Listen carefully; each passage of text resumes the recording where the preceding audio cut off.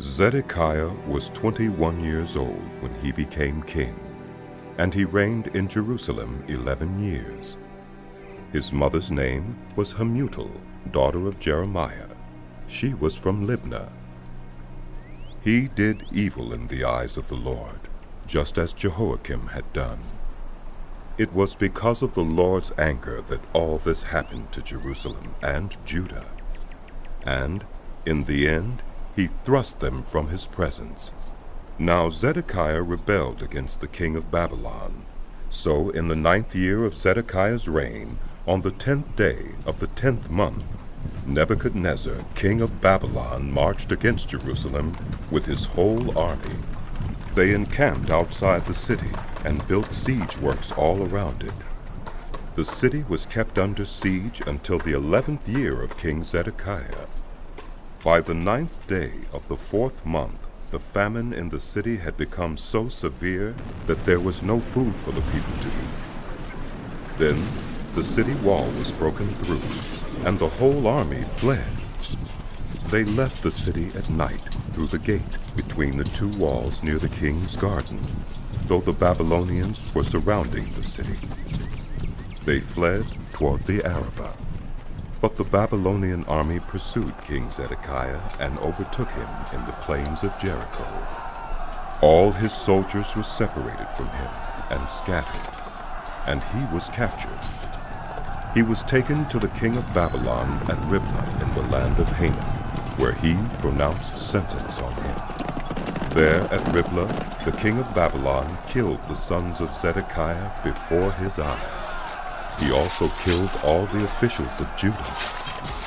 Then he put out Zedekiah's eyes, bound him with bronze shackles, and took him to Babylon, where he put him in prison till the day of his death.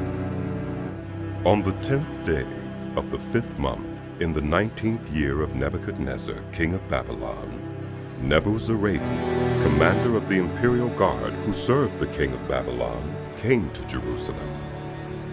He set fire to the temple of the Lord, the royal palace, and all the houses of Jerusalem. Every important building he burned down. The whole Babylonian army, under the commander of the imperial guard, broke down all the walls around Jerusalem. Nebuzaradan, the commander of the guard, carried into exile some of the poorest people and those who remained in the city, along with the rest of the skilled workers and those who had deserted to the king of Babylon. But Nebuzaradan left behind the rest of the poorest people of the land to work the vineyards and fields. The Babylonians broke up the bronze pillars, the movable stands, and the bronze sea that were at the temple of the Lord, and they carried all the bronze to Babylon. They also took away the pots, shovels, wick trimmers, sprinkling bowls, dishes, and all the bronze articles used in the temple service. The commander of the imperial guard took away the basins, censers, sprinkling bowls, pots, lampstands, dishes, and bowls used for drink offerings, all that were made of pure gold or silver. The bronze from the 2 pillars, the sea, and the 12 bronze bulls under it, and the movable stands which King Solomon had made for the temple of the Lord, was more than could be weighed. Each pillar was 18 cubits high and 12 cubits in circumference.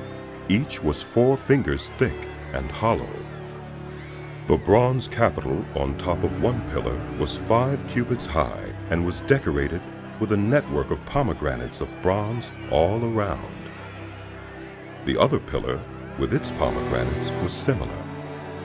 There were 96 pomegranates on the sides. The total number of pomegranates above the surrounding network was 100.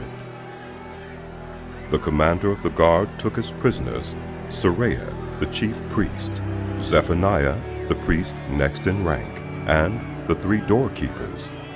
Of those still in the city, he took the officer in charge of the fighting men and 7 royal advisers. He also took the secretary who was chief officer in charge of conscripting the people of the land, 60 of whom were found in the city.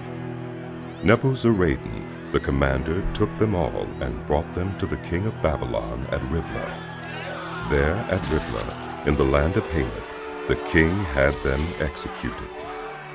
So Judah went into captivity away from her land. This is the number of the people Nebuchadnezzar carried into exile. In the 7th year, 3,023 Jews. In Nebuchadnezzar's 18th year, 832 people from Jerusalem. In his 23rd year, 745 Jews taken into exile by Nebuzaradan, the commander of the imperial guard. There were 4,600 people in all. In the 37th year of the exile of Jehoiakim, king of Judah, in the year Awel-Marduk became king of Babylon, on the 25th day of the 12th month, he released Jehoiakim, king of Judah, and freed him from prison.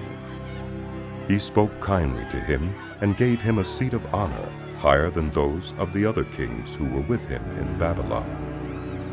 So Jehoiakim put aside his prison clothes, and for the rest of his life ate regularly at the king's table. Day by day, the king of Babylon gave Jehoiakim a regular allowance as long as he lived, till the day of his death.